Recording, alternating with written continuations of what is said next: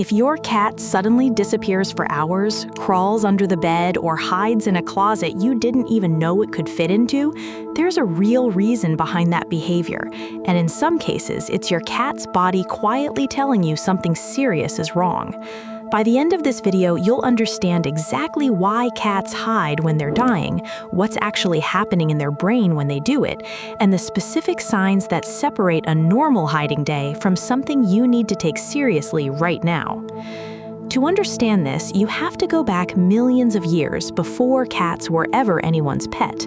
In the wild, a sick or injured cat is an easy target. Predators watch for weakness, and other animals in the area can sense it too. A cat that limps, breathes heavily, or moves slower than normal is signaling exactly where to attack. So evolution built a powerful survival instinct into every cat, wild or domestic: hide the weakness or risk becoming prey. This instinct never disappeared just because your cat sleeps on a couch instead of a tree branch. It's still running in the background of every cat's brain, including the sweetest, most affectionate house cat you own. This is why when a cat becomes seriously ill, its very first instinct isn't to seek comfort from you, it's to disappear. Somewhere small, dark, and enclosed, away from other pets, away from noise, away from anything that could be a threat. To your cat, hiding isn't giving up. It's the oldest survival strategy it has, kicking in exactly the way it would have kept its ancestors alive in the wild.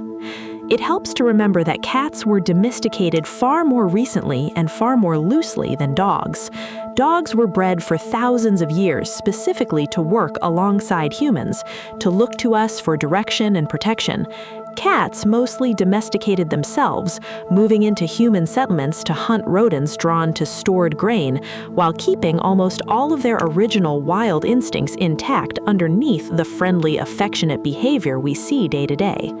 That's part of why a cat's response to serious illness looks so different from a dog's.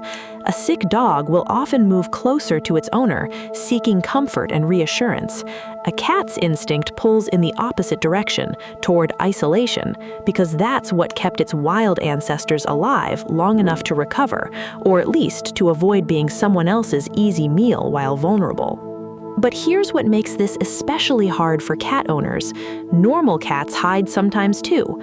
A loud thunderstorm, a new visitor, a vacuum cleaner turning on, any of these can send a perfectly healthy cat under the bed for an hour. So how do you tell the difference between a cat that's just being a cat and a cat that's seriously unwell? The first sign to watch for is duration. A cat hiding from a loud noise usually comes back out once the noise stops, often within minutes, sometimes an hour at most. A cat hiding because it's seriously ill will stay hidden for extended stretches, sometimes most of the day, sometimes returning to the same hiding spot again and again over several days in a row. If your cat's hiding pattern has shifted from occasional to near constant, that shift itself is information. The second sign is what happens around food and water. A startled cat that's hiding from a loud noise will still usually come out to eat when it's hungry, especially if you're not around. A cat that's seriously ill often loses interest in food entirely, sometimes for days, even when a favorite meal is placed right in front of it. Combine hiding with a sudden drop in appetite, and that combination alone is one of the strongest warning signs in feline health, one many owners miss simply because the cat isn't around to be seen not eating. The third sign is grooming. Cats are almost obsessively clean animals under normal circumstances. When a cat is unwell, grooming is often one of the very first things to stop. A hiding cat with a coat that looks greasy, matted, or unkempt compared to how it normally looks is showing you two warning signs stacked on top of each other, not just one. A fourth sign worth watching for is breathing and posture inside the hiding spot itself. A cat resting normally, even while hiding, usually curls into a relaxed position with steady, even breathing. A cat in serious distress often sits hunched with its head lowered, breathing more rapidly or heavily than usual, sometimes with its body angled in a way that looks tense rather than relaxed. If you can safely observe your cat without disturbing it further, this posture difference can tell you a lot before you even get close enough to check anything else. If this is changing how you look at your own cat's hiding spots, hit subscribe, because understanding these signals early can genuinely make a difference. There's also a specific version of this behavior that veterinarians see over and over again in a cat's final days or weeks of life, sometimes called by the community as a cat going off to die alone. It's not that the cat has given up or lost the will to survive. What's likely happening is that the same ancient instinct that made a wild cat hide from predators is now responding to a body that's shutting down internally, whether from organ failure, advanced illness, or simply old age. The cat's brain is running the same protective program it always has: withdraw, conserve energy, stay hidden, minimize risk, even if in this case there's no actual predator anywhere nearby. This is also why cats in this stage often seek out unusually quiet, low-traffic spots they've never used before: a corner of a closet, behind furniture that's rarely moved, sometimes even outside if they have any access to it at all. It's the same enclosed, protected instinct as always, just applied to the final chapter instead of a temporary illness. Body temperature regulation plays a role here too. Seriously ill or dying cats often struggle to maintain a stable body temperature, and small enclosed spaces naturally trap warmth better than open rooms. So part of what looks like emotional withdrawal is also a very physical, practical response. The cat is instinctively moving toward whatever spot in the house will keep it warmest and safest while its body works harder than usual just to function. Understanding this is important for one specific reason. It means a hiding cat is not necessarily in distress the way we might imagine ourselves feeling if we were sick or dying. It's following an instinct that's been keeping cats alive in one form or another for millions of years, an instinct that predates cats and humans having any relationship with each other at all. Veterinarian behaviorists also point out that this instinct doesn't switch on and off in a simple, predictable way. Some cats, particularly those that are already naturally more anxious or less socially bonded to their household, may begin this withdrawal earlier and more dramatically than a cat that has spent years feeling completely secure with its owner. This is one reason two cats with the exact same underlying illness can present in noticeably different ways, one disappearing for days at the very first sign of discomfort, another staying visibly present much longer before finally retreating. So what should you actually do if you notice this pattern? The most important thing is not to assume.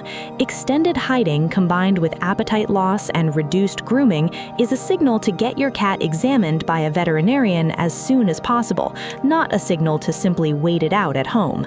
Many conditions that cause this kind of withdrawal, from kidney disease to hyperthyroidism to various forms of cancer, are far more manageable when caught early, and in some cases the outcome can be completely different depending on how quickly it's identified. If your cat is in its senior years and you do notice this specific combination of prolonged hiding, appetite loss, and reduced grooming, gently checking on it in its hiding spot, keeping it warm, and getting it to a vet quickly is far more helpful than trying to coax it out into open, exposed spaces it's actively trying to avoid. Respect the instinct while still getting it the medical attention it may desperately need. There's also a practical question almost every owner asks once they notice this pattern. Should you pull your cat out of its hiding spot to comfort it or leave it alone? Veterinarians generally recommend a middle path. Forcing a hiding cat out into an open, exposed area can add stress on top of whatever it's already dealing with physically, working directly against the instinct it's relying on.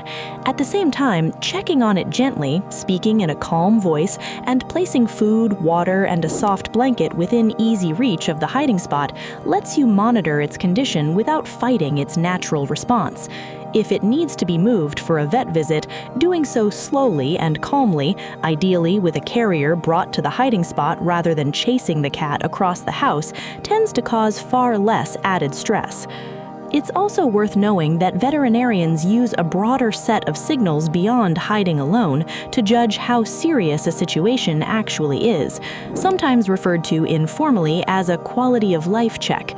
This includes whether the cat is still able to stand and walk to its litter box unassisted, whether it responds at all to its name or a favorite sound, whether its eyes still track movement in the room, and whether there are any signs of pain, such as flinching when touched in certain areas.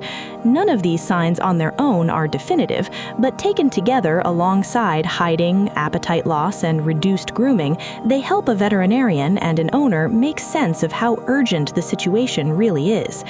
Every cat owner will likely face this moment eventually, and understanding what's actually happening, instinct rather than emotional surrender, doesn't make it easier emotionally, but it does make it easier to respond the right way when it matters most.